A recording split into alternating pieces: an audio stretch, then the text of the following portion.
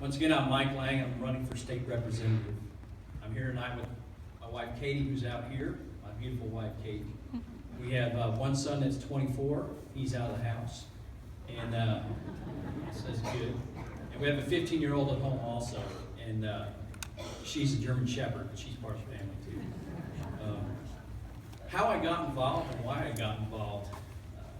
First of all, I'm 30 years retired law enforcement, and I've served and protected the people of Texas for 30 years. And it's in my heart to do that. It's part of me to do that. And for me, that's the ultimate job experience for an elected official, service. Now, my concern is the nation and the state of Texas and where we're headed. So about 5 years ago, I joined the Republican Club, the Republican Women's Club, the Tea Party. I started going to all the city council meetings, commissioner court meetings, EDC meetings, started going back and forth to Austin, and I got involved. And what I found was that the state wasn't always taking care of the counties and the cities where we live, especially in the rural areas. So I started to look into it, and I started to become somewhat of an activist. So our area in Hood County, we're from Grand Area, and Possum Kingdom Lake had water issues. So I helped with that. I went down to the BRA, I spoke in Waco, and folks, water is a very important issue. And we need to make sure that we're set for life in water. So we're gonna have to really look into it, even though we got a lot of rain. But there's a lot of issues we do need to face, and now's the time. Thank you. Thank you, Mr. Gunn. Hi, how are y'all? My name's Kevin Downing. I'm here today to ask for your vote to send me down to the House for House District 60. There's 4 reasons I think you should consider me. Number one, I've lived in Granbury for 26 years. My wife and I have raised 3 kids there, 21, 19, and 15. My wife is a second grade teacher and has been in Glen Rose for 26 years. I was born in Abilene, raised in Hereford. I'm West Texas through and through. I've raised cattle and horses my whole life, and I still do today. There's 6 generations of my family that have lived in this district, not just in West Texas, in this district. I am from here. I understand what your concerns are. I've lived them, and I do today. Second reason is you need somebody with relevant experience. I've been in the business world as a banker for 31 years. I've worked at small banks, Glen Rose, Stephenville, Granbury. I worked at big banks in Fort Worth. I've worked on, in addition to that, I've been on over 30 different nonprofit boards. Conservation of endangered species, battered women's shelters, kids' homes, museums, libraries. Those kinds of experiences teach you a couple of things. They teach you how to communicate, they teach you how to listen to folks, they teach you how to come up with a consensus to get something done for the good of that organization. The third reason I think you should consider me is I'm a conservative in every sense of the word. Less government. We need to get Austin and Washington off of our backs. Lower taxes. Anywhere we can, we need to lower taxes. We need to protect our Second Amendment. We need to protect our border. If the federal government ain't going to take care of it, we should. I've got 2 of the largest pro-life groups in the state that will endorse me. I'm pro-life, and I am very proud of that. Last thing is there are no special interest groups that support me from outside of this district. Everybody that I answer to lives in this district. No one endorses me from outside that doesn't have a dog in this hunt. I am asking you for your vote. I'd like to go to Austin and serve you. Thank you.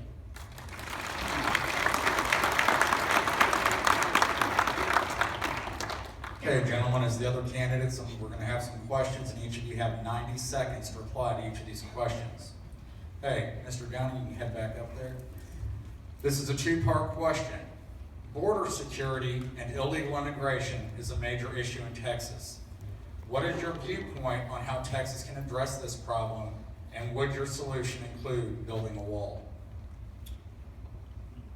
Obviously, our administration has done very, very little, and this is not a priority to them. In a perfect world, we would go down there. This is our border. We would go down there and fix it.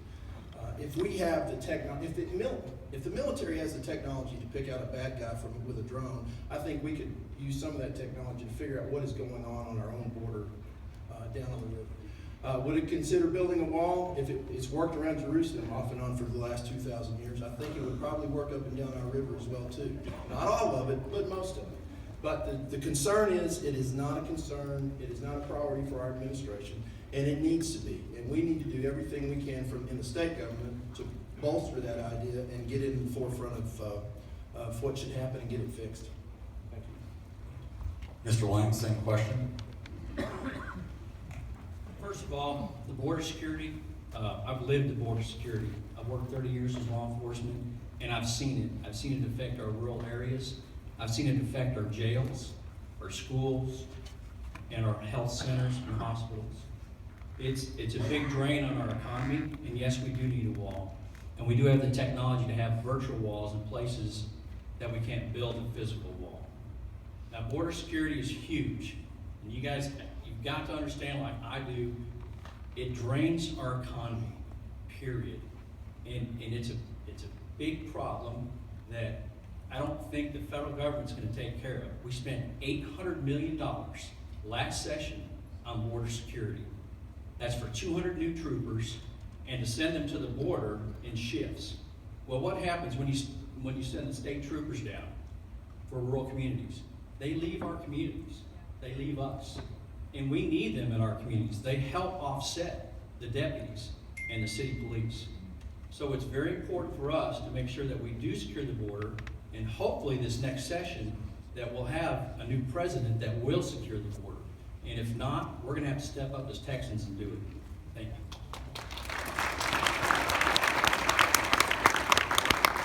Mr. Down. What is your opinion on county clerks who refuse to issue same-sex marriage licenses?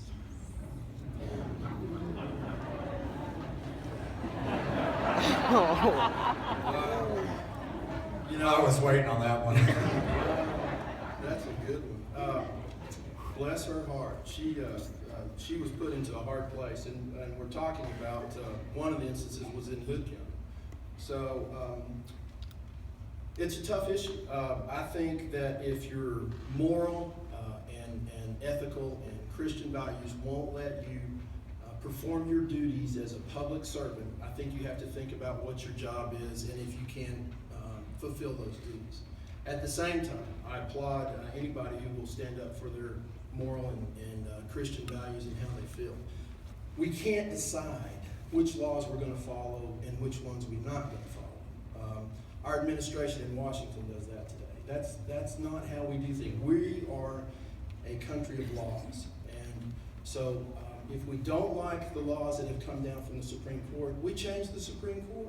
Well, how do we do that? We change the administration, and we let attrition take care of that at the Supreme Court, but we need a conservative administration in office that will replace those Supreme Court justices as those vacancies come up. We cannot decide which laws we're going to follow and which ones we're not. So I appreciate the dilemma she was in. She got blasted from both sides of basically the Republican Party, and she had a tough spot. But if you can't fulfill your role because of your moral obligations, then I think you should think about what your job is and do. Thank you. Thank you, Mr. Lang. Same question. 2 minutes, that's not enough, 90 seconds. First of all, the Supreme Court does not issue laws. The legislative branch does. Neither does the executive branch, but they're still doing it, and that needs to stop. Second of all, I agree with my wife 100%. That's why we both got in politics. And as a Christian, we don't want Christians out of office, we want Christians in office. And her stand is the right stand to take. And let's go by the Bible first of the whole situation. Marriage, a man and a woman, period. Second of all, it goes to the federal government. It shouldn't even be in the federal government. It's a state's issue, folks. And that's why we have all this federal intrusion. Article 1, Section 32 of our Texas Constitution says one man, one woman, period. Once again, the federal government has trampled upon Texas. I'm tired of it, and I hope you guys are tired of it too, and that's what we need to change. Once again, I applaud my wife for standing up and being a Christian. Thank you.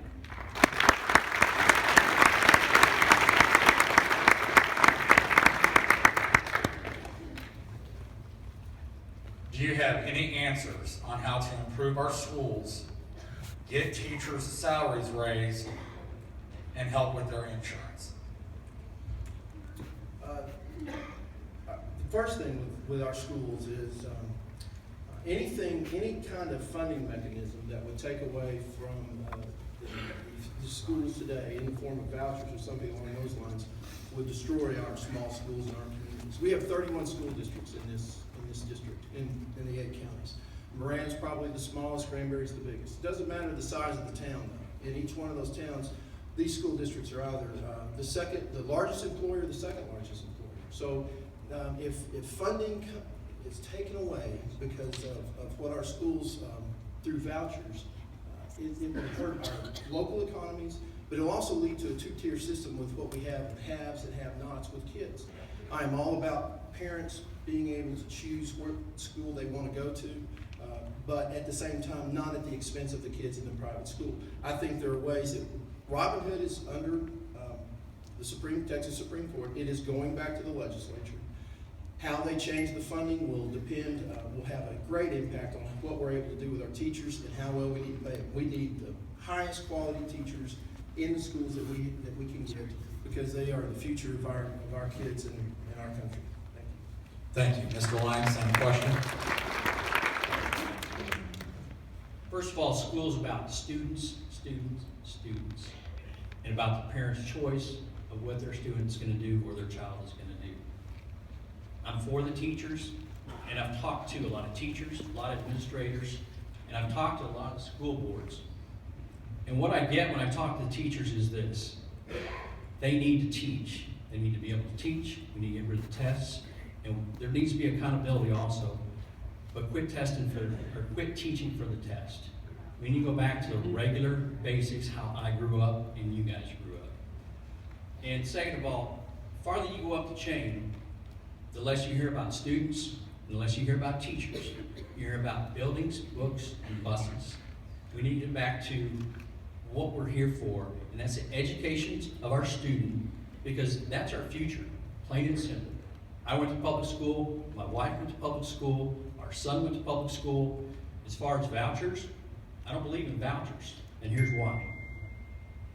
It takes away from public schools, but if you're a private school, a parochial school, or a homeschool, that gives you either federal intrusion or state intrusion into your business on what you want to do with your children. So I haven't seen one voucher yet that's good. Well, I saw one the other day at school, and it was a chocolate bar voucher for the world's finest chocolate. It said voucher on it, but that's the only voucher. Thank you. Mr. Downing, I'd like to give you an opportunity to respond. Another question that was submitted said, do you support school vouchers? And Mr. Lang just addressed that, so I'd like to ask you that same question, if you support school vouchers. No, I don't. I do not support school vouchers. Anything that will take away from the funding of what our public schools are facing today is not the way to go. I do believe that people should have the choice. I believe we should have the choice as parents of where we want to send our schools, but not at the expense of the kids who don't have that choice. We will have a two-tier education system one of these days if we allow this. The public schools take everybody. Our state constitution says we will provide an education to the 5 million plus kids in this state. Well, we have to fund that. We have to provide the infrastructure for that. Vouchers will destroy that. So I am against it. Thank you. Thank you. Next question, Mr. Lang. Is your campaign financed in any way by the special interest group Empower Texas? Yes, it is. I've received $5,000 from Empower Texas. They're a fiscally conservative group. They're a conservative group, plain and simple. Less government, less taxes. If you look at our financial reports, and they're online, and I wish you would, I've got 84% of my report from in-district. And I don't want to get into it, but just look at both our reports, because the truth is there. The truth might not be up here, what I'm talking about. So please look at it. Our paper in Hood County has been putting it in paper, and I'd like to suggest that that paper here also listed, if that's what you want to do. And everybody can see it, and it'll be open and transparent.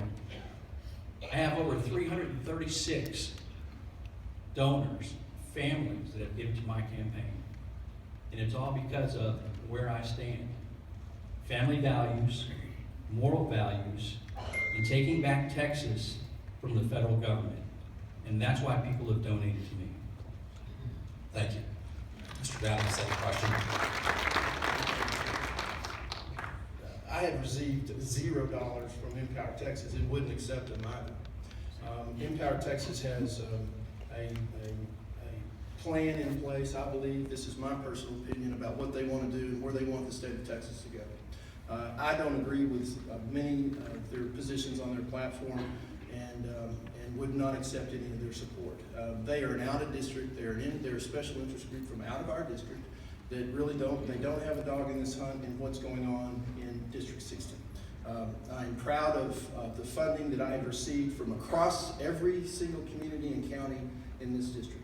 It is grassroots based, it is from small, it's from families and individuals, and I have some statewide endorsements from Farm Bureau and others that I am extremely proud of. So I would not accept anything from Empower, and I haven't received anything from Empower. Thank you. Thank you. Prior to this, a lot of you submitted questions by email for these candidates, and this is a question that came in several times, and this is going to be posed not just to you all, but to the Senate candidates as well. Has any candidate ever contributed, or I'm sorry, have any of you ever contributed to a Democratic candidate in the past? And if so, how do you reconcile that choice with your conservative views? Well, you just heard us both speak about conservative values and being conservative and having a conservative movement. Power Texans, conservative. My donors, conservative. I've been fighting the conservative movement for years. My opponent has been fighting against it. And I'll let him answer that. Thank you. Thank you. Same question, Mr. Downer. Have I contributed to a Democratic? I contributed $250 to Chet Edwards about 10 years ago. I believe in the person, I believe in the Christian values of people. And at that point in time, in what was for a U.S. Congress seat for the Granbury and Hood County area, he was the right person.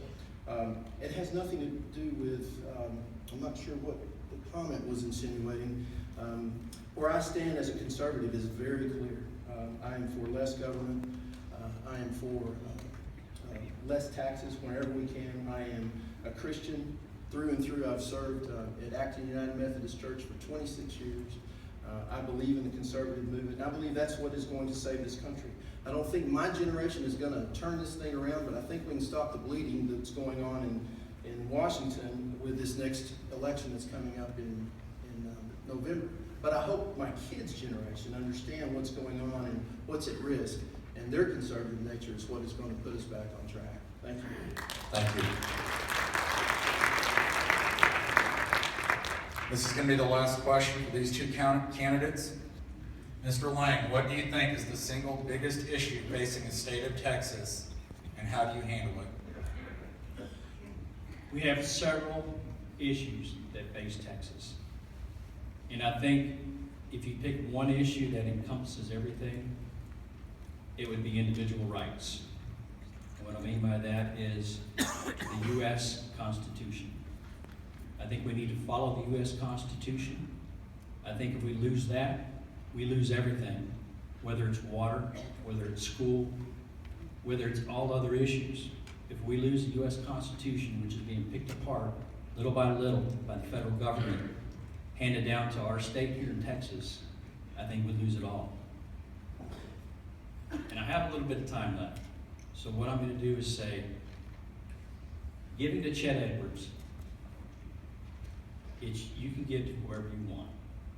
But as part of a conservative movement, I will not give my money to somebody who is on the short list for vice president to the United States with Barack Obama and votes 99% of the time with Nancy Pelosi. We have different values, period. Thank you. Mr. Downing? I'm perfectly fine with my values and where I stand, and I'm very, very sure of myself. What was the question? What do you think is the single biggest issue facing Texas, and how would you handle it? Losing your personal rights obviously is always something. The Constitution is always in our forefront. But we've got more practical issues. It doesn't matter what our economies are doing. It doesn't matter what's going on in our schools. It doesn't matter what's going on tonight. If we are not safe in our own homes, border security is a huge issue. What's going on with ISIS across the planet is a huge issue. We can argue about Constitution. We can argue about people's rights. Those are always fundamental to us, and they always will be as conservatives.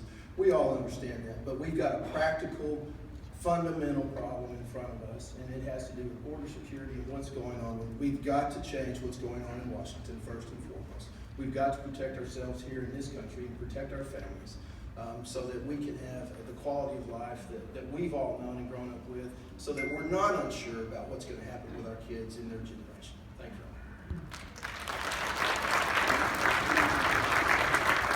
All right, folks, how about another round of applause for your District 60 candidates? Mike